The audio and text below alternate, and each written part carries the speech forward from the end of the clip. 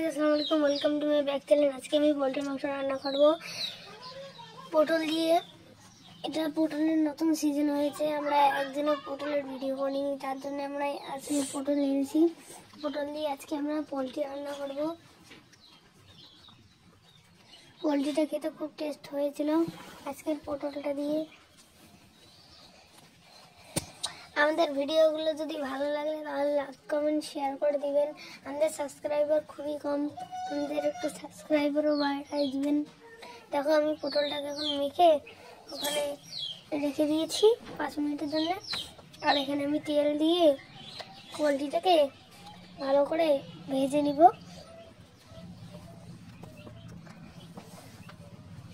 ভেজে নেওয়ার পর উঠিয়ে নিব। উঠিয়ে নিয়ে আমি এখানে পটলের আগে পেঁয়াজ আর রসুনটা দিয়ে দেবো। পেঁয়াজ আর রসুন দিয়ে আর একটু ওখানে তেল দিয়ে মাখাচাড়া করবো, মানে নাড়াচাড়া। এখন আমি নাড়াচাড়া করি। এখন আমি টমেটো দিয়ে দিলাম। পোলট্রিতে আবার কষা যদি টমেটো না দেওয়া হয় না তাহলে ভালোই লাগে না, তার জন্য আমি এখানে টমেটো দিয়ে দিচ্ছি। নুন হলুদ দিয়ে ভালো করে আবার নাড়াচাড়া করতেছি।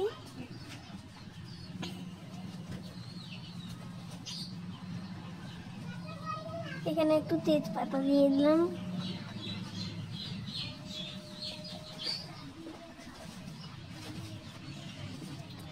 দেখো এখানে শুকনো লঙ্কাও দিয়ে দিয়েছি, দিয়ে ভালো করে নাড়াচাড়া করতেছি। দেখো আমি এখানে আদা বাটাটাও দিয়ে দিয়েছি। যদি মশলাটাকে ভালো করে না কষিয়ে নেও না তাহলে খাবারটা টেস্টই আসে না, তার জন্যে আমি ভালো করে মশলাটাকে কষিয়ে নিই। মশলাটা দেখো ভালো করে কষিয়ে নিচ্ছি। এখন আমি এখানে পটল আর মাংসটা দিয়ে দেবো। এই যে পটলটা আমি ভেজে রেখেছিলাম আগে, দেখো আমি এখানে জিরা মশলাও দিয়েছি, লঙ্কার গুঁড়া দিয়েছি। আর একটু ভালো করে নাড়াচাড়া করে দেবো।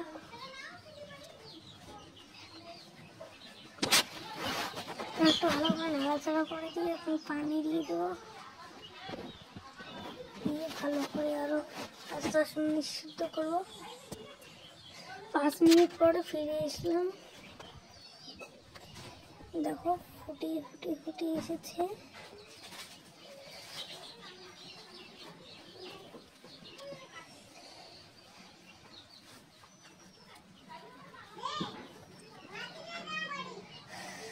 ভালো করে কষিয়ে নেব মাংসটাকে।